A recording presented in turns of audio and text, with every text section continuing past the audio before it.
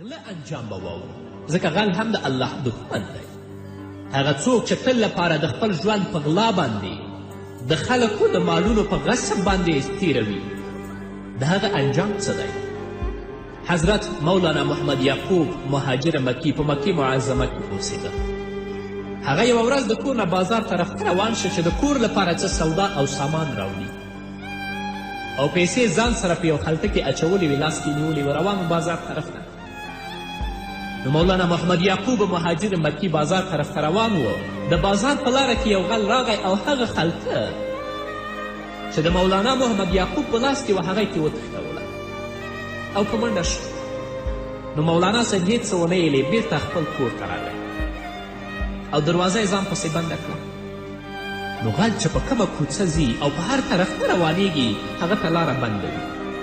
د غله په لاس کې خلطه ده، مولانا هیڅ آواز هم پسې نه کوي، په جلدي سره خپل کور ته راځي.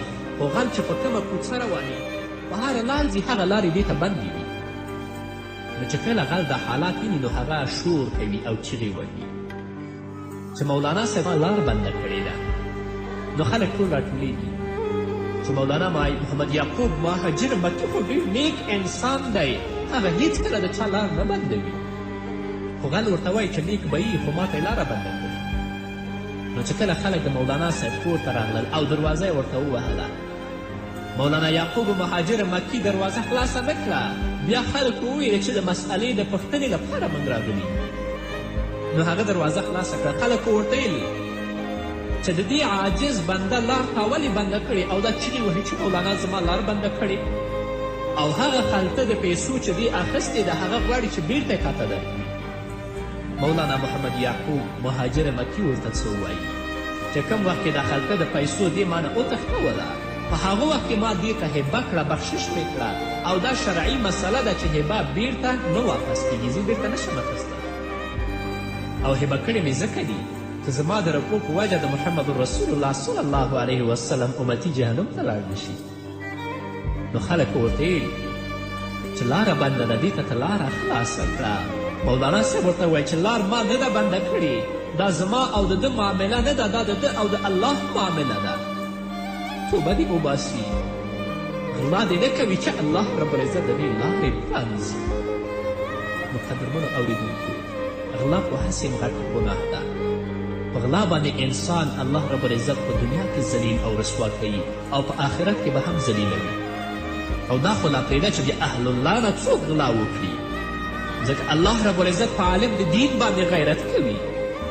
انسان خو د چا په لاره کې دیوالونه نشي جوړولی، خو الله رب العزت د فرشتو په ذریعه باندې هغه ته ټولې لارې بندوي، همې خلک څخه ذلیله کوي او په آخرت کې به د الله رب العزت په سخت عذاب کې ګرفتاروي.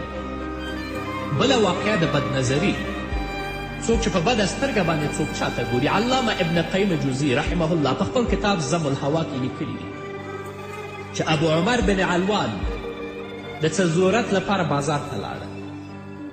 نو په بازار کې یوه جنازه په نظر راغله چې خلکو روانه کړې، په خپل اوږو یې اخیستې د دفن لپاره وړي.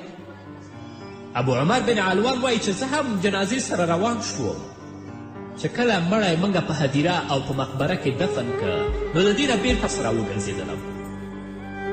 خو په لاره کې یوه نامحرمه ښځه زما مخې ته راغله چې زما سترګې په هغې باندې پرېوتلې، خو ما سترګې بندې کړې. بیا شیطان زه دې ته وهڅولم چې زه بیا ورته وګورم، خو بیا هم ما ورته وکتلې. چې کله زه کور ته راغلم نو زما د کور یوې خدمتګارې ښځې ما ته ویلې چې ابو عمره ستا مخ تور شوی دی. نو چې ما په شیشه کې کتل نو زما مخ په رښتیا باندې تور شوی و او ډېر بدشکله شوی و چې زما رنګ ته او زما مخ ته نه کتل کېدل. خو ما سوچ او فکر کوه چې دا ولې. په آخر کې هغه بدنظري ما ته رایاده شوه چې هغې ښځې ته ما په بدنظر باندې کتلي ول. نو زه په خلوت کې په بیله کوټه کې کېناستم او د الله رب العزت نه 40 شپې ما معافي غوښتله او بالاخره د خپل استاز جنید بغدادي ته روانیږي چې کله د هغه دروازه ډبوي نو د تصوف علما دا لیکي چې هغه ته د کشف په ذریعه دا معلومه شوې وه چې ابو عمر د څه لپاره راغلی دی.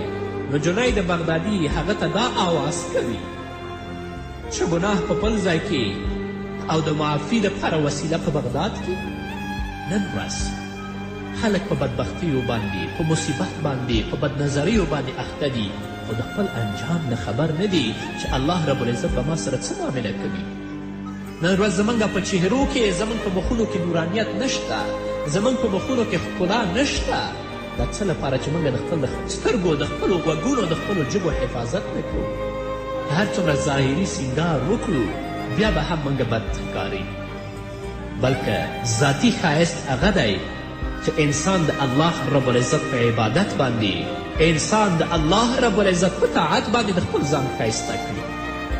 همدارنګه علامه ابن قیم جوزي په خپل کتاب کې ضم الهوا کې بله واقعه نقل کوي چې یو مازن و په بغداد کې او ډیر صالح او نیک انسان و چې د هغه نوم هم صالح و او 40 کاله هغه آذان کړی و. د څه کار لپاره یو ورځ منارې ته خیجي او د هغه جومات تر څنګ د عیسویانو کورونه ول. په هغې کې په یوې جنۍ باندې د دې سترګې پرېوځي او په بد نظر باندې هغه ته ګوري. نو د آذان نه وروسته ورځي د هغې جنۍ د کور دروازه ډبوي. هغه جنۍ ورته آواز کوي چې ته څوک یې؟ دا ورته چې زه صالح مؤذن یم.